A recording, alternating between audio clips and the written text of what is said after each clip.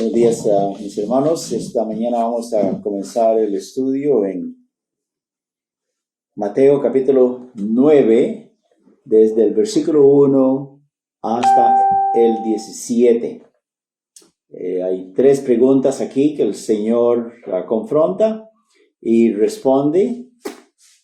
Y el título de la lección es así que Jesús trató con las preguntas. El verso para memorizar es Mateo 9:13, donde dice: id pues y aprended lo que significa misericordia quiero y no sacrificio, porque yo he venido a llamar a justos, no he venido a llamar a justos, sino a pecadores al arrepentimiento. Mateo 9:13. Y el objetivo de esta lección es que nos demos cuenta que Dios está siempre en lo correcto y que Él aceptará y que el Hijo de Dios debe aceptar la voluntad de Dios para su vida sin cuestiones, sin preguntas. Muy bien, vamos a leer entonces la porción que nos corresponde de Mateo 9, del versículo 1 al 17. Entonces, entrando Jesús en la barca, pasó al otro lado y vino a su ciudad. Y sucedió que le trajeron un paralítico tendido sobre una cama. Y al ver Jesús la fe de ellos, dijo al paralítico: ten ánimo, hijo, tus pecados te son perdonados. Entonces algunos de los escribas decían dentro de sí: este blasfema. Y conociendo Jesús los pensamientos de ellos, dijo: ¿por qué pensáis mal en vuestros corazones? Porque ¿qué es más fácil decir: los pecados le son perdonados, o decir: levántate y anda? Pues para que sepáis que el Hijo del Hombre tiene potestad en la tierra para perdonar pecados, dice entonces al paralítico: levántate, toma tu cama y vete a tu casa. Entonces él se levantó y se fue a su casa. Y la gente al verlo se maravilló y glorificó a Dios que había dado tal potestad a los hombres. Vamos a leer hasta ahí la primera porción. Son tres porciones que vamos a leer, y esta es la primera. La primera con que el Señor Jesús es confrontado por los escribas. Los escribas era un grupo de hombres muy sabios, muy preparados. Eran los que guardaban en archivo escribían las cosas que otros rabís habían escrito o interpretado de las escrituras. Eran personas que hacían del estudio sistemático y de la explicación de la ley su profesión. Ellos estaban muy instruidos en la ley. Los fariseos también, por supuesto. Y este grupo pues de personas están ahí. Hay también fariseos. Recordemos que los fariseos eran un grupo muy numeroso, eran por lo menos 71 sacerdotes, y el sumo sacerdote era el jefe principal, el que tenía la máxima autoridad entre todos ellos. Y era esto pues un consejo, una asamblea de hombres sabios, rabinos, y funcionaban en cada ciudad de Israel como jueces también. Era un grupo sumamente poderoso, ¿verdad? Y los escribas son partes de ellos también. Así pues que estos hombres andan ahí espiando al Señor Jesucristo, andan tomando nota, escribiendo las palabras de él. En otros pasajes de la Biblia leemos que ellos querían atraparlo en alguna confesión, en alguna palabra que él decía para acusarlo delante del pueblo y para causar animosidad contra él. Muy bien, entonces dice la palabra de Dios que como resultado de 4 creyentes, estos hombres tenían que haber sido discípulos del Señor Jesucristo, que conocían muy bien el poder de Él para hacer milagros, cómo andaba haciendo bien en diferentes ciudades. Entonces, posiblemente era el vecino de alguno de ellos. En Marcos capítulo 2 dice que era él llevado por 4 en la camilla, en la litera, en esa camita portátil. Lo llevaron, la casa estaba muy llena, dice Marcos capítulo 2, entonces subieron por una escalera que estaba ahí en las afueras de la pared de la casa y que abrieron un hueco o hicieron una abertura para hacer descender el cuerpo de este paralítico, porque por la puerta no se podía tener acceso y llevárselo cerca al Señor Jesús. Pero dice la palabra de Dios que al ver la fe de ellos, que Él entonces no solamente lo sanó, pero primeramente le perdonó los pecados. La palabra de Dios nos dice, sí, que Dios, su Padre, lo envió con autoridad para hacer milagros, con autoridad para lidiar contra los demonios, con autoridad para lidiar con los hombres, con autoridad para lidiar contra lo que llamamos la naturaleza, como por ejemplo, terremotos,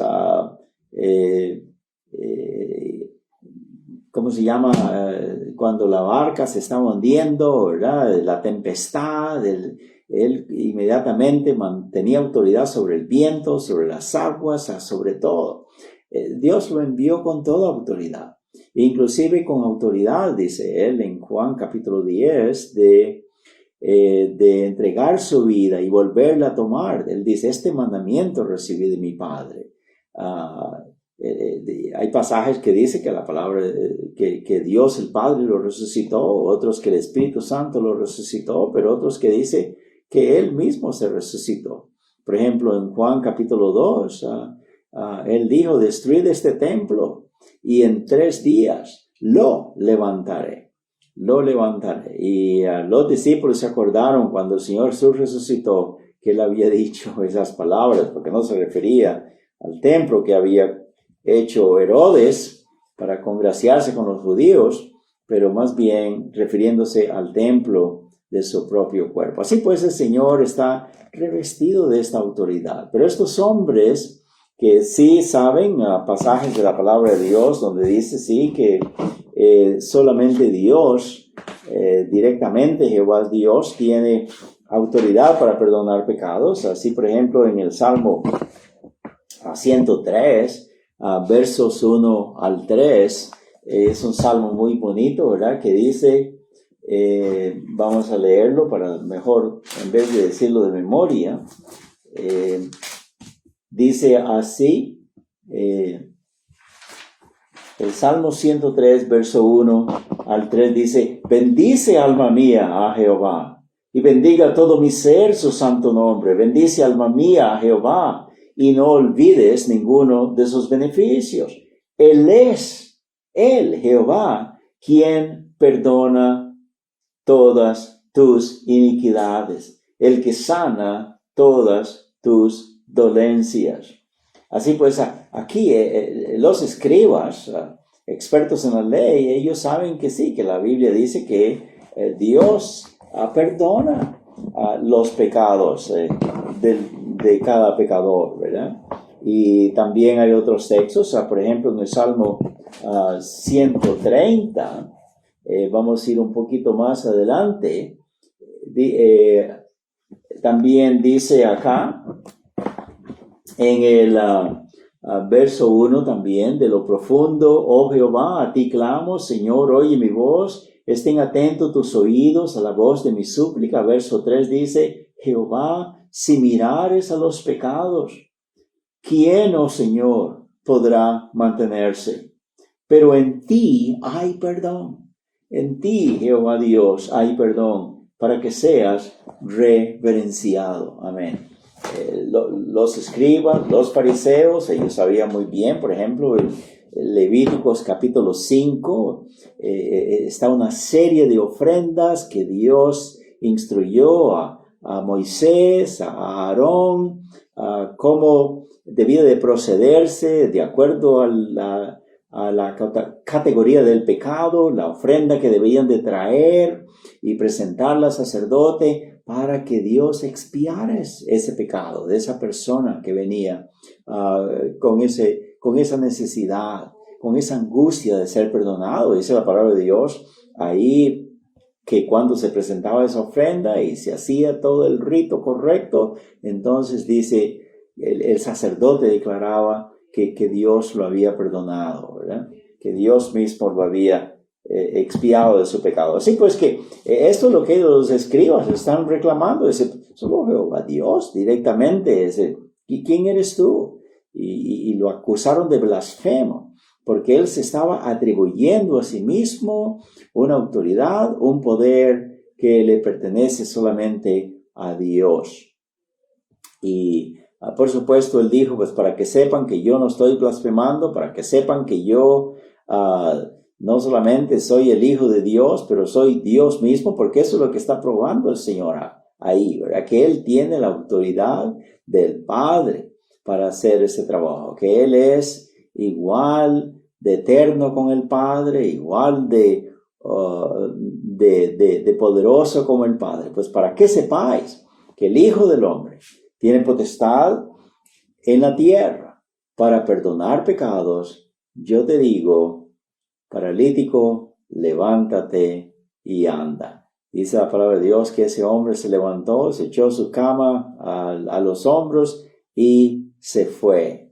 Esto, por supuesto, causó gran admiración entre la gente porque él estaba demostrando con sus milagros. Y hermanos, es muy importante. Si usted es hermano en Cristo, y ha aprendido que los milagros para que el Señor Jesucristo todavía los está haciendo y que Dios también, es verdad que Dios hace milagros, por supuesto que sí, pero estos milagros de los apóstoles y del Señor Jesucristo eran para demostrar eso que está diciendo Cristo ahí, que Él vino para demostrar que de veras es el Salvador, que por fe en Él hay remisión de pecados. Si alguien, amigos pentecostales o católicos o otros necesitan andar viendo milagros o recibiendo milagros del Señor, es como estarle diciendo a Dios todavía no creemos que Cristo en verdad es suficiente Salvador, es poderoso Salvador. No, eso que Él hizo hace 2000 años, Él tiene que seguirlo haciendo para yo creer de veras que Él es el Salvador. Bueno, eso es un insulto a Dios, es despreciar la palabra de Dios, la Santa Biblia, y no debemos de hacer eso. Recuerde eso, los milagros fueron el respaldo de Dios para enseñar que Cristo en verdad es quien es, que Él hizo en realidad lo que hizo, ¿verdad? Que Él en verdad es el Salvador, no solamente de los judíos, pero de todo el mundo. Ojalá que usted ya conozca a Cristo como su Salvador personal. Amén. Muy bien. Vamos ahora a seguir con la siguiente porción del verso 9 en adelante de Mateo capítulo 9. Versos 9 en adelante. Mateo 9:9.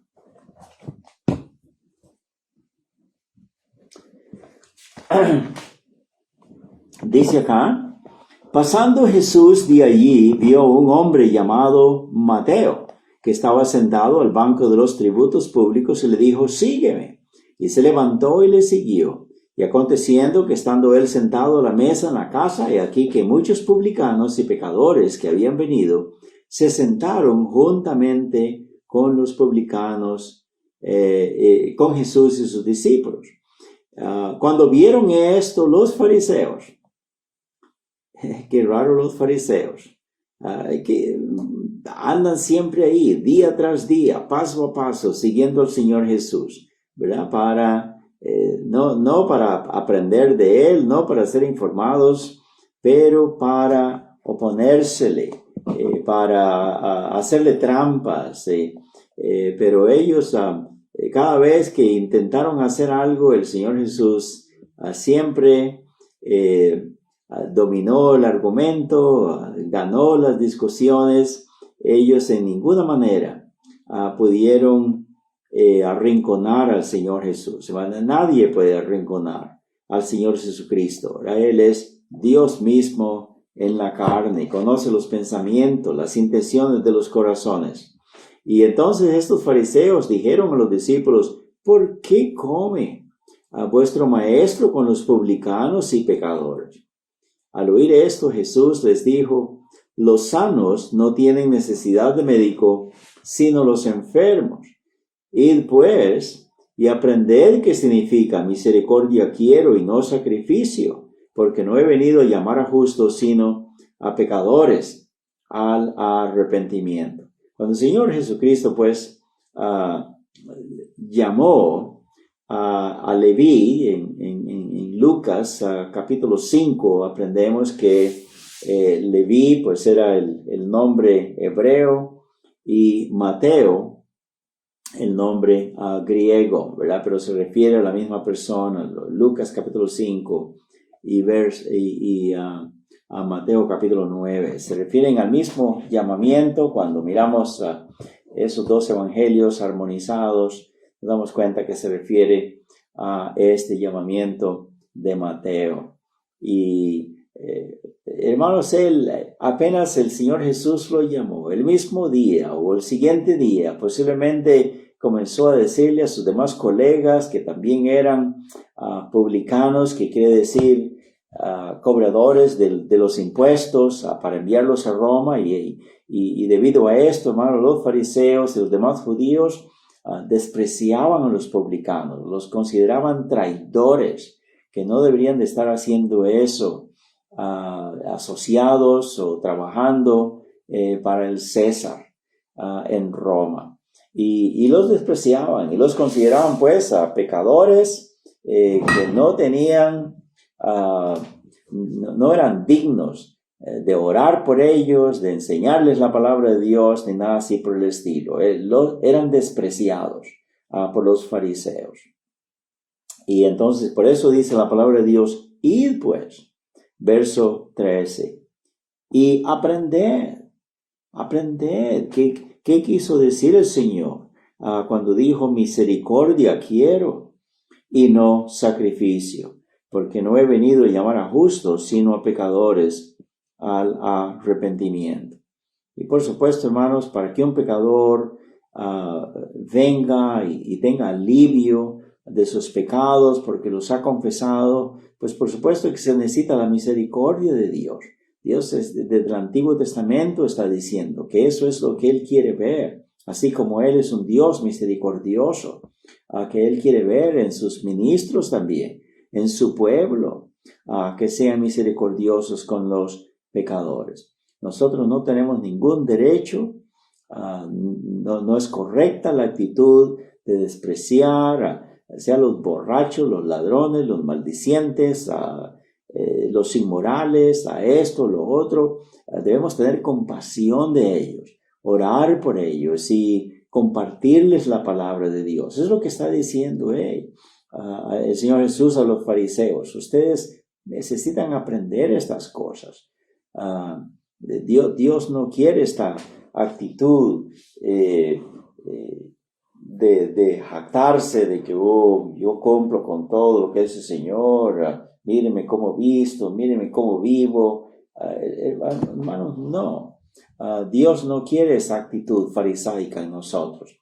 En Lucas capítulo 18 también miramos un fariseo que estaba orando consigo mismo. Desde la Biblia, el Señor Jesús, cuando dijo consigo mismo, es porque Dios ni siquiera estaba oyendo esa oración. O consigo mismo quiere decir que Él mismo se estaba endiosando.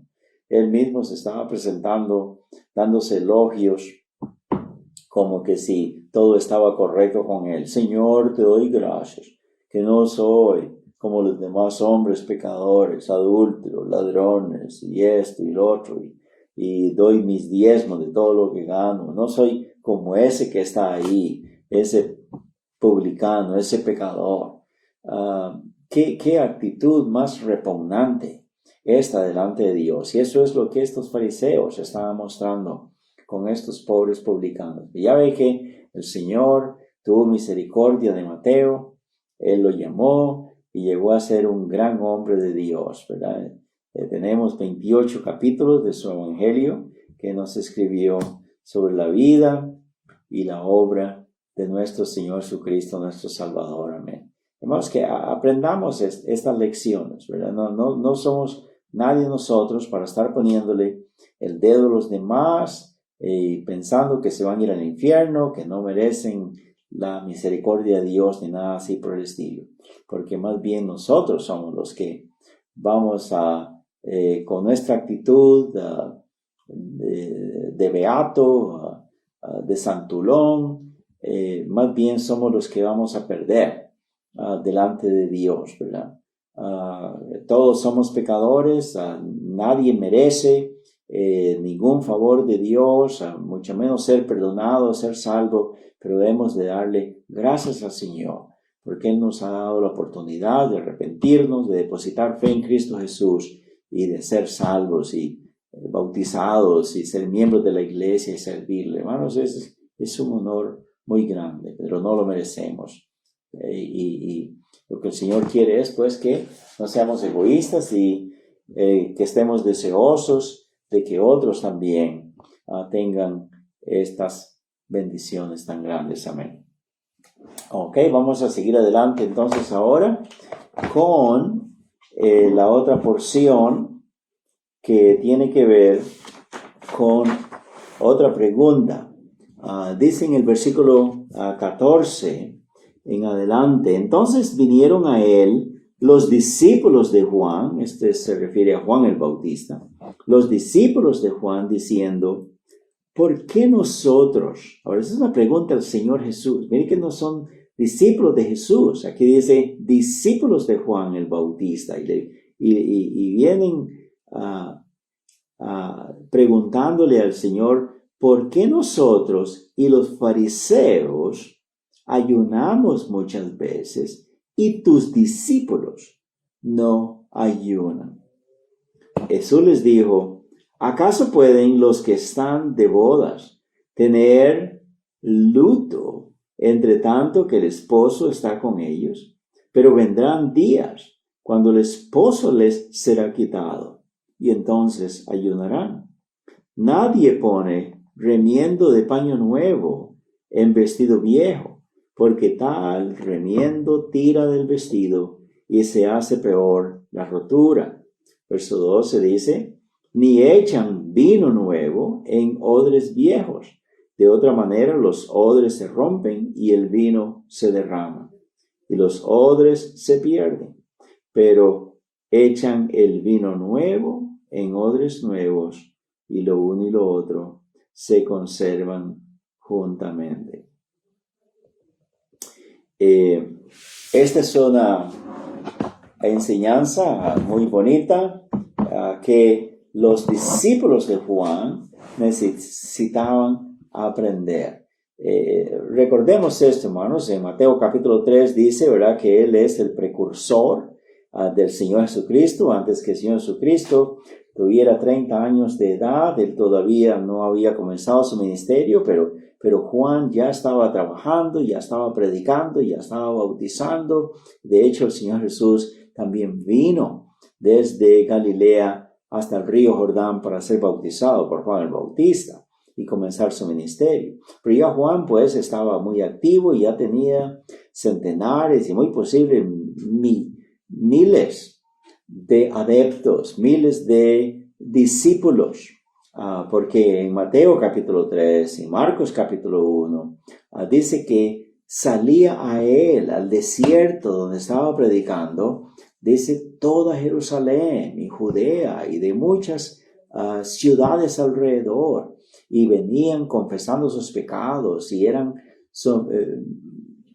sumisos a Juan el Bautista al decirle él a ellos que debían de ser bautizados por la autoridad que Dios le había dado, y que ellos iban a ser luego discípulos de Cristo Jesús, que el Señor Jesús vendría, dice, yo ahora os bautizo en agua, pero viene uno, dice, después de mí, aunque es antes de mí, dice, al cual yo no soy digno de desatar la correa de su calzado. Y dice también que yo os bautizo en agua, pero Él os bautizará en el Espíritu Santo. Así pues que, hermanos, este era un tiempo de transición cuando ya el Señor Jesús está,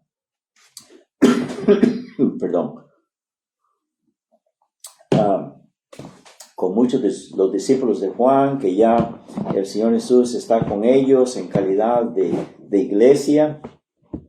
Todavía Juan el Bautista seguía también predicando y bautizando y tenía centenares de discípulos todavía con él. Y por eso este grupo viene y le dice al Señor, Señor, ¿por qué nosotros, juntamente con nuestro líder, ¿verdad? Juan el Bautista, ayunamos? Los fariseos también ayunan.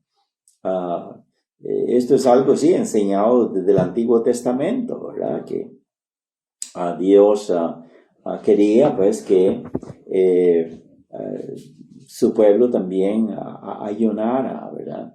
Y entonces el Señor Jesús les dice que ese ya es un sistema viejo, es como el vestido viejo, como el odre viejo, pero lo de Él es completamente nuevo. Y que más bien ellos como discípulos de Juan el Bautista tienen que venirse y ser adeptos como discípulos del Señor Jesús, porque Juan el Bautista y sus enseñanzas, sus prácticas no iban a ser permanentes, ¿verdad?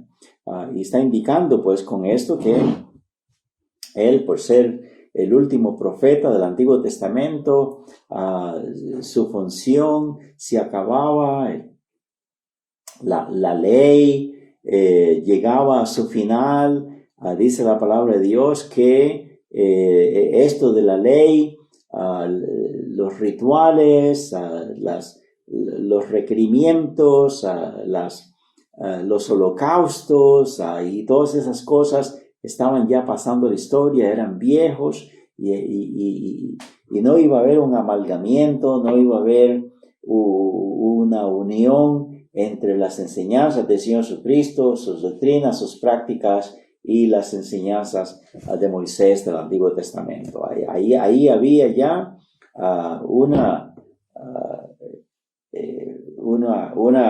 pared de diferencia, ¿verdad? Ahí terminaba un ministerio y comenzaba el nuevo del Señor Jesucristo. Tenemos muchos pasajes en que la palabra de Dios nos dice que esto iba a ser así. Por ejemplo, en Colosenses capítulo 2, versos 12 en adelante, busquemos a Colosenses capítulo 2, versos 13 hasta el 17.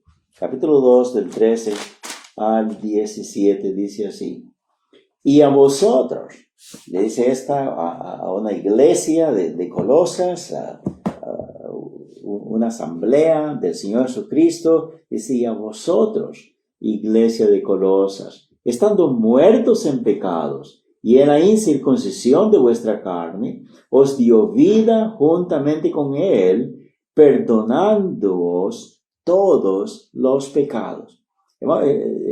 Esto es precioso. Recuerde usted, mi hermana, mi hermano, que desde que usted fue concebido,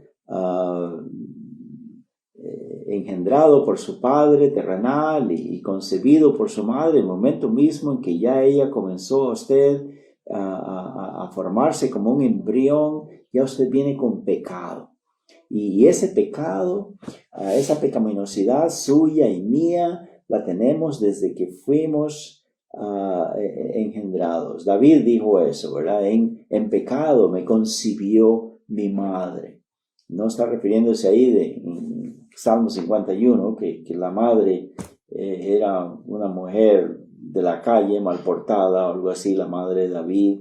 Pero no, es que la condición de él como bebé, nacemos nosotros pecadores, porque desde el vientre de nuestra madre ya somos pecadores, ¿verdad?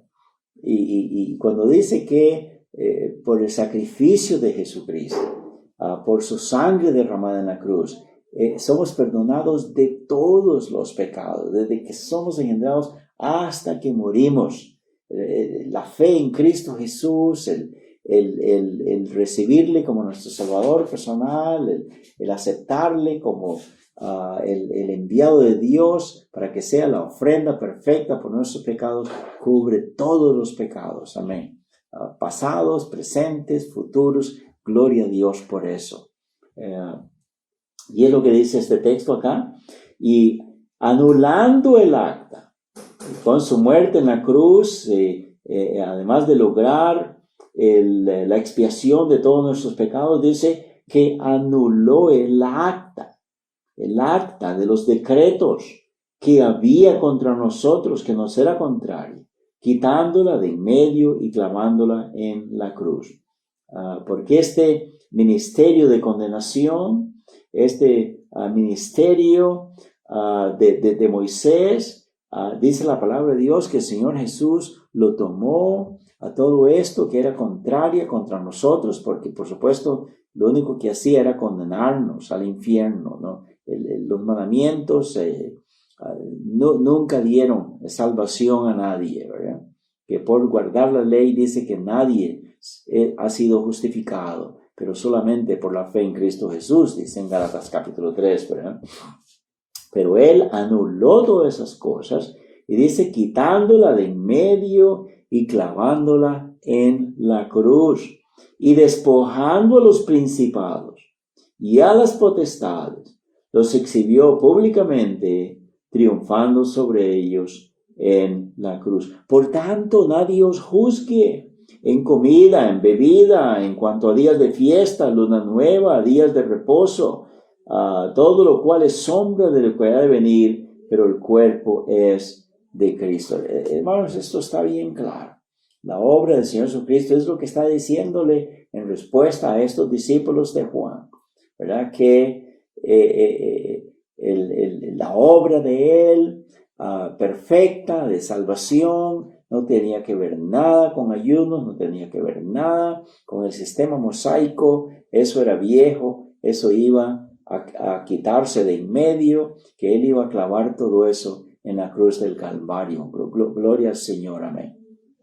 Y así pues que cuando dice inclusive que despojó a los principados y a las potestades, a las fuerzas demoníacas, porque el diablo, los demonios usan el sistema mosaico, los mandamientos y todo para enseñarle a la gente en la falsa religión que si no cumplen con todos esos mandamientos no pueden ser aceptados por Dios y que van para el infierno. Pues es la palabra de Dios que Dios, el Señor Jesucristo, arrebató todo eso. Ya al quitarlo de en medio, al anularlo, ya el mismo diablo, los demonios, falsa religión, ya no pueden estar usando ese argumento. Hermanos, esto es precioso. El Señor Jesucristo nos ha dado libertad de todas esas cosas. Gócese usted en lo que Cristo ha hecho a su favor. Amén. Así pues que estas tres preguntas recibieron su respuesta y nada menos que de los labios de nuestro precioso Salvador, Cristo Jesús. Y espero que esto haya sido de gran bendición y edificación para usted, para la honra y gloria de Dios. Amén. Señor los bendiga. Amén.